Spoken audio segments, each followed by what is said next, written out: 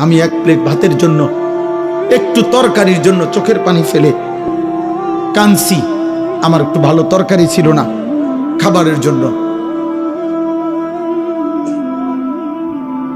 আমি এমন হয়তো 6 মাস গেছে, 1 বছর গেছে, 2 বছর গেছে যে গুনা 2টা পরোটা আর 2 টাকার ডাইল ভাজি আর 2টা পরোটা 4 টাকায় 6 টাকা গুন্না প্রতিদিন নাস্তা করতাম।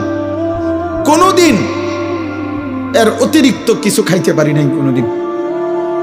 আমার এর চাইতে বেশি হিসাবে ছিল না। আমার যা বাড়ির থেকে হিসাব করে দিছে, বড় ভাই দিছে, আমি তা গুনে গুনে খাইতাম। 6 টাকা করে নাস্তার টাকা। 1 টাকা বেশি খাইলে আমি পরের দিনের নাস্তার হিসাব দেবো কেমনে, টাকার হিসাব মিলাম কেমনে? আমি জনপ্রিয়তা দিয়া করবো কি আব্বা? আমি তো ইলেকশন করতে নামছি না, আমি তো ভোটে দাঁড়াইছি না রে বাপ।